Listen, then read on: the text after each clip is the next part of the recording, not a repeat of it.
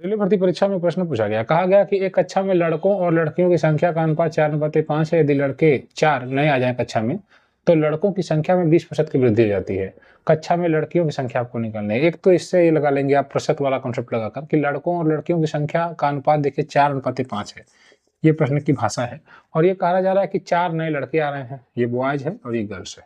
इसको लिखने की भी जरूरत नहीं इस प्रकार के सवाल को लगाने के लिए, मैं आपको समझा रहा हूँ, लेकिन अभी आप समझ जाएंगे तो कहेंगे ये तो बड़ा आसान सवाल है।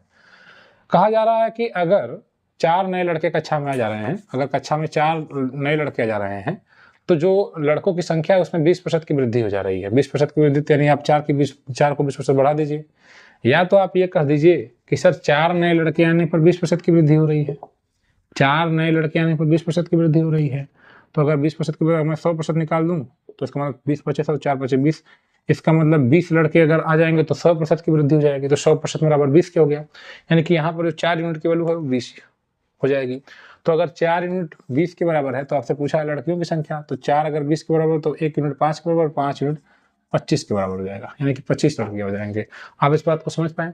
अगर आप नहीं समझ पाए तो मेरी बात को ध्यान सुनिएगा। कक्षा में लड़के और लड़कियों की संख्या का अनुपात 4:5 है। यदि 4 नए लड़के कक्षा में आते हैं तो 4 नए लड़के आ रहे हैं तो 20% वृद्धि हो रही है। अगर 20% को बता रहा है 4 लड़के तो 20 बच्चे 100% किसको बताया, 4 बच्चे 20 लड़के को। यानी कि पहले जो उन्होंने 4:5 रखा है वहां पर 4 यूनिट एक्चुअली 20 लड़कों को बता रहा है।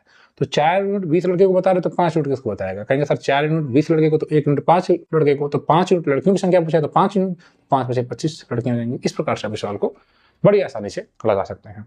रेलवे की तैयारी करना है, प्रीवियस ईयर क्वेश्चन की प्रैक्टिस करनी है तो इस चैनल को सब्सक्राइब करें। धन्यवाद।